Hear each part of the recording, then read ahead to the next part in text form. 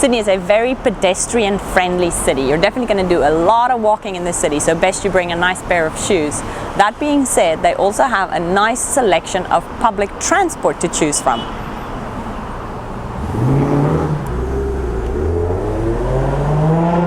First you have taxicabs.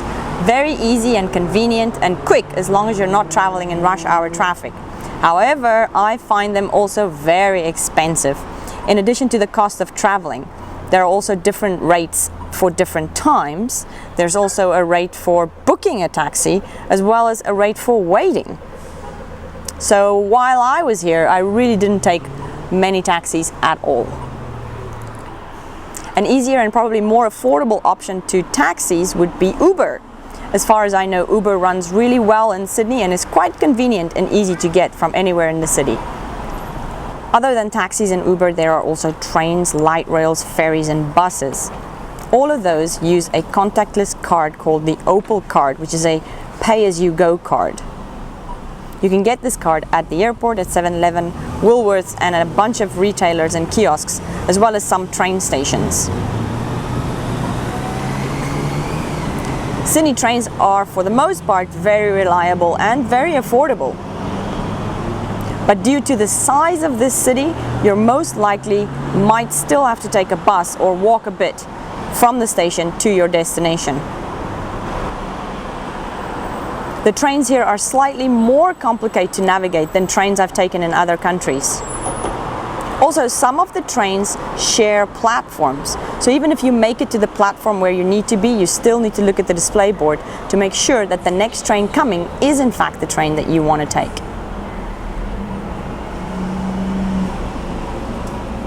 My saving grace for taking trains and any kind of public transportation actually in Sydney was Google Maps. Not only does it give you the times of departure, but also shows you the platforms of departure. There's also a little train that runs in the west of the city. It's called the light rail. I took this from Central Station, and again I had issues finding where this little train took off from, but eventually I did find it, and once I was on the light rail, it was actually a very enjoyable and fun ride. It's a bit like a tram, and it runs through the streets of the city, so you have a nice little view as you're on the train. My favorite mode of transport for sure was buses.